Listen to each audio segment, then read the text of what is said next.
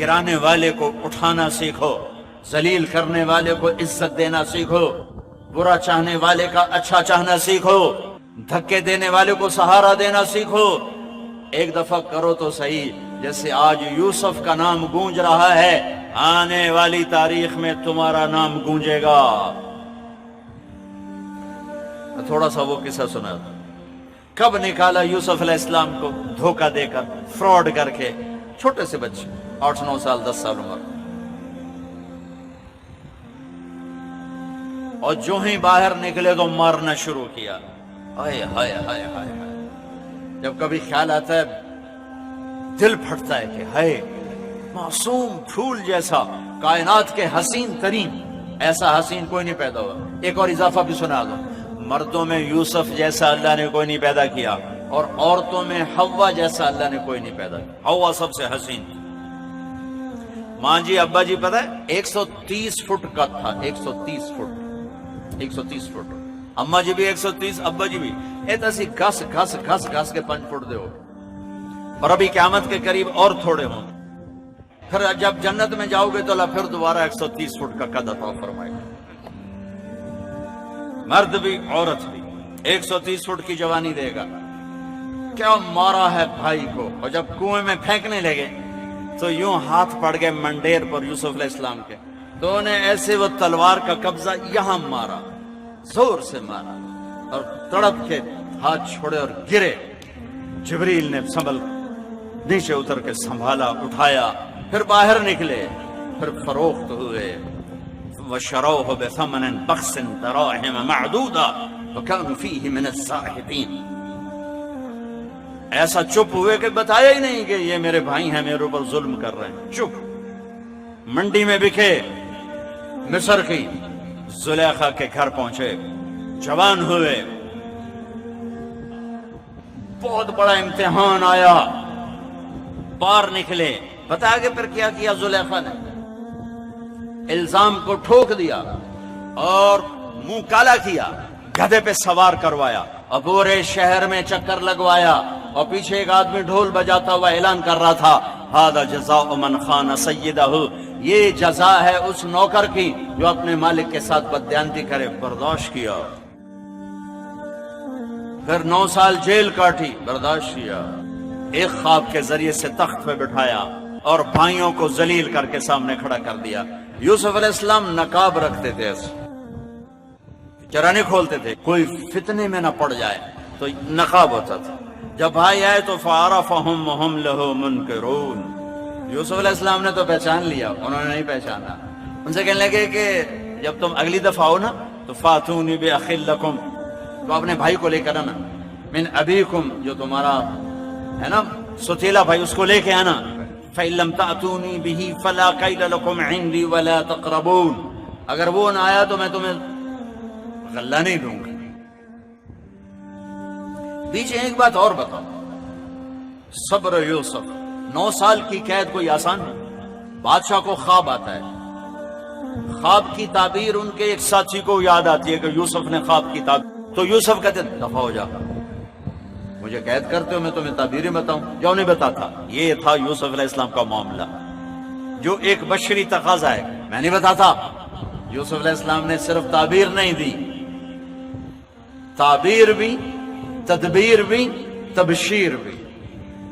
عبر ودبر وبشر، سبحان اللہ۔ دشمن کو بتا رہے ہیں دیکھو بھائی یہ خواب بڑا اچھا خواب ہے، یہ اس کی تعبیر ہے، 7 سال زراعت کر لو، پھر 7 سال قحط آئے گا، پھر 7 سال کے بعد دوبارہ بارش ہوگی، پھر غلہ ہوگا۔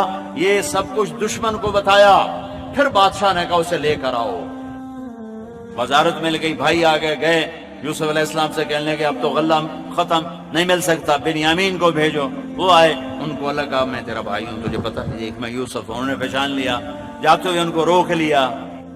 پھر بھائی گئے، ان ابنک سرق، تیرے بیٹے نے چوری کر لی۔ ایسے سخت دل تھے، یہ نہیں کہنے لگے ان اخانا سرق، ہمارے بھائی نے چوری، کہنے تیرے بیٹے نے چوری کی، ایسے سخت دل تھے۔ تو یوسف علیہ السلام نے کو یعقوب علیہ السلام نے خط لکھا، چونکہ دونوں باپ بیٹا نبی ہیں، اجازت نہیں یوسف کو اپنا آپ بتانے کی کہ اے مصر کے گورنر، ہم نبیوں کے اولاد ہیں، ہم چوری نہیں کیا کرتے۔ میرے دادا کو آگ میں جلایا گیا، میرے باپ کو چھری کے نیچے سے نکالا گیا، اسماعیل علیہ السلام چاچے کو تائے کو باپ بتایا، اور میرے بیٹے کو مجھ سے جدا ہوئے 40 سال ہو گئے، میں رو رو اندھا ہو گیا، تیری مہربانی میرا بیٹا واپس کر۔ جب یوسف علیہ السلام نے یہ خط پڑھا تو بہت روئے اللہ کی بارگاہ، اور اللہ سے اجازت چاہیے کہ یا اللہ اب مجھے اجازت دے دے، میں اپنے آپ کو ظاہر کرنا۔ تو اللہ کا کرتا۔ تو اب بھائی آئے 40 سال کا ظلم و ستم سامنے رکھنا، اور آگے جو اب یوسف علیہ السلام نے بولا ہے وہ میں تمہیں بتانے لگا ہوں۔ 40 سال کا ظلم و ستم سہا بھائیوں کی وجہ سے۔ اب بھائی سامنے آئے تو ایسے یوں نقاب اٹھایا اور ایک جملہ بولا، میں قربان جاؤں، هل علمتم ما فعلتم بیوسف واخیہ اذ انتم جاہلون۔ پہلے میں وہ سناؤں جو یہاں کہنا چاہیے تھا یوسف علیہ السلام کو، جو کہنا چاہیے تھا یہاں۔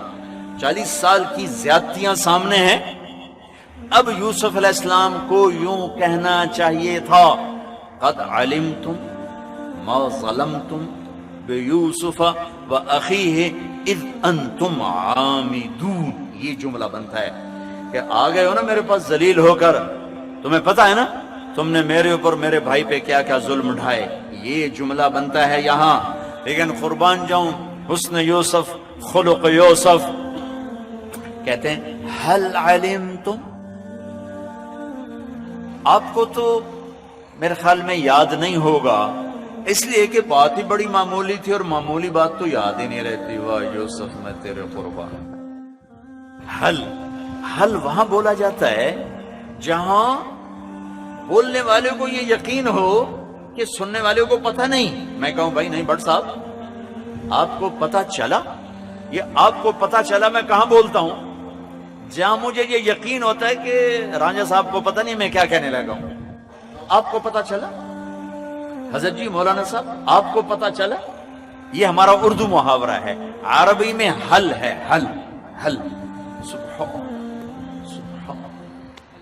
سبحان یہاں حل نہیں آنا چاہیے، قد آنا چاہیے تھا۔ کیا کہنے لگے حل علمتم، تو آپ کو پتہ چلا، آپ کو پتہ چلا، کن کو کہہ رہے ہیں؟ جنہیں تلوار کے قبضے انگلیوں پر مارے تھے، آپ کو پتہ چلا۔ لیکن آپ کو تو غالباً یاد نہیں ہوگا، اس لیے کہ معاملہ ہی بڑا چھوٹا سا تھا، ایویں معمولی سا واقعہ تھا۔ ما فعلتم، فعل عربی زبان کا کمزور ترین لفظ ہے، اگر اس سے کوئی کمزور لفظ ہوتا تو یوسف وہ استعمال کرتے ہیں۔ اس لیے میں کہہ رہا ہوں یہ الفاظ کا ترجمہ نہیں کر رہا ہوں، جو صورتحال ہے اور جو یہ پورا جملہ ایک تصویر پیش کر رہا ہے میں اس کا ترجمہ کر رہا ہوں۔ میرے بھائیو آپ کو تو یاد نہیں ہوگا، اس لیے کہ بات ہی بڑی چھوٹی سی تھی، فعلتم۔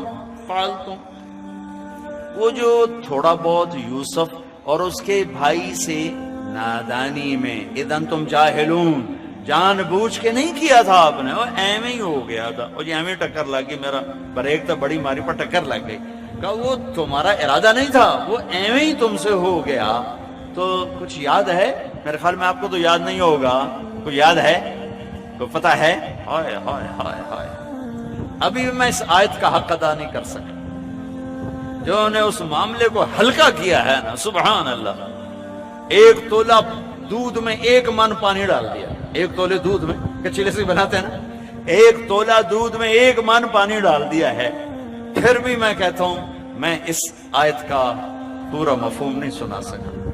میں قربان جاؤں اپنے اللہ کی تعبیر پر، یوسف کے کردار پر، اس کی حسن کلام پر۔ کوئی ایسے کہتا ہے کسی کو خالی یوں دیکھ لو تو موت تک نہیں، وہ تمہیں اینج ویکھے آئی، وہ مرتے دم تک نہیں بھلاتا۔ یہاں سرے بازار بک رہے، کنویں میں گر رہے، زنا کی تہمتیں لگ رہی، جیل کی بھٹی میں سلگ رہے، اور کہتے ہیں هل علمتم، آپ کو تو شاید پتہ نہیں ہوگا، وہ کچھ تھوڑا بہت ایویں ہی غلطی سے ہو گیا تھا، آگے جو اللہ نے یوسف کے بھائیوں کا سنایا ہے نا وہ کمال کر دیا۔ اِنَّكَ لَأَنْتَ يُوسُف، اِنَّكَ لَأَنْتَ يُوسُف، یہ تھوڑے کا اِنَّكَ لَأَنْتَ يُوسُف۔ پہلے تو بے دھیانی میں کھڑے، جب یہ جملہ آیا نا سر پر تو ایک دم خواب یاد آیا کہ یوسف نے خواب دیکھا تھا، تو ان کی ایسے آنکھیں پہلے یوں کھڑے، پھر یوں دیکھا، پھر اس کے بعد خوف، گھبراہٹ، حیرت، پریشانی، سزا کا ڈر، معافی کی امید، اپنے اوپر پشیمانی، یوسف کی عزت کا احساس، یہ کتنے مختلف جذبات ہیں، امید بھی ہے، خوف بھی ہے، ڈر بھی ہے، اور درگزر بھی ہے، اور حیرت بھی ہے، پشیمانی بھی ہے، گھبراہٹ بھی ہے، اور اطمینان بھی ہے۔ یہ سارے مختلف جذبے جو میرے رب نے کہا اِنَّكَ لَأَنْتَ يُوسُف، اب انہوں نے پتہ نہیں کیسے کہا ہوگا، لیکن میں لفظ سے مطلب نکال رہا ہوں، مجھے لگ رہا ہے یوسف کے بھائی میرے سامنے کہہ رہے ہیں۔ قرآن اللہ کی قسم جب کوئی واقعہ لاتا ہے تو یوں لگتا ہے جیسے آنکھوں کے سامنے ہو رہا ہو، جیسے ٹی وی والے سکرین پہ دکھا دیتے ہیں لگتا ہے ہمارے سامنے ہو رہا ہے، ایسے قرآن یوں دماغ کی سکرین پر لے آتا ہے کہ وہ ہاں میں دیکھ رہا ہوں یوسف کے بھائی کیا کر رہے ہیں۔ تو اب دور والوں کو تو پتہ نہیں نظر آیا نا، تم قریب والے دیکھنا کہ یوسف کے بھائیوں نے کیا کیا،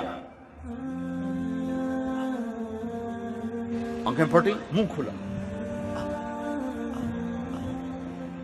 اِنَّكَ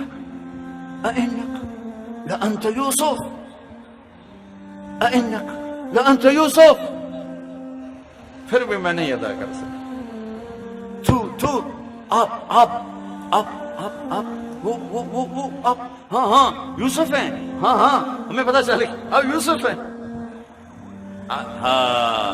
انا یوسف وہذا اخی، میرے بھائیو میں یوسف ہوں، یہ میرا بھائی ہے، قد من اللہ علینا انہ من یتق ویصبر، یہ جملہ میں نے سنانے کے لیے سارا آپ کو یہ بیان سنایا ہے کہ میرے بھائیو جو صبر اور تقوی اختیار کرتا ہے اللہ اسے کبھی ضائع نہیں کرتا۔ تو وہ بول اٹھے، تاللہ لقد آثرک اللہ علینا وان کنا لخاطئین، اللہ کی قسم یوسف اللہ نے تمہیں بڑا بنا دیا، عزت دے دی، ہم قصوروار ہیں۔ اگلا جملہ اس سے بھی عجیب، لفظ عجیب بھی چھوٹا ہے، کہتے ہیں لا تثریب علیکم اليوم، تثریب کسے کہتے ہیں؟ میرے اوپر دعویٰ ہو گیا اور پیر صاحب کی پنچایت میں فیصلے کے لیے پہنچ گئے، مدعی میرے خلاف دعویٰ ثابت نہ کر سکے تو انہوں نے کہا کہ بھائی آپ پر کوئی الزام نہیں، آپ باعزت سرخرو ہیں، آپ پر کوئی الزام ثابت نہیں ہو سکا۔ لا تثریب، میرے بھائیو تم کیوں کہہ رہے ہو ہم قصوروار ہیں، تم پر تو کوئی دعوی ثابت کوئی نہیں،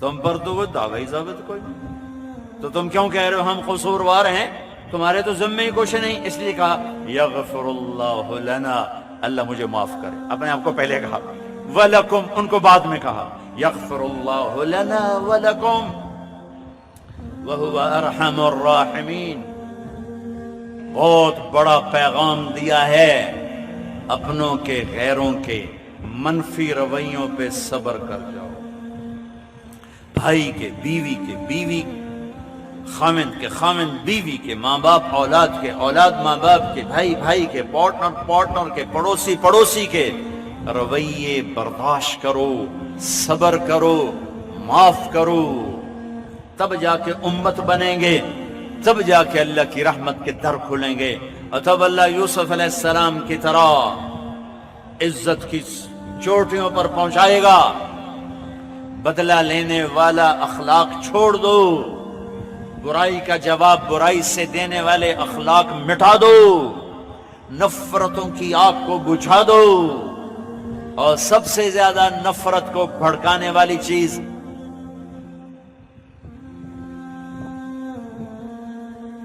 یہ زبان ہے، یہ زبان ہے، یہ زبان ہے، اور سب سے زیادہ محبتوں کو پروان چڑھانے والی چیز یہ زبان ہے، یہ زبان ہے، یہ زبان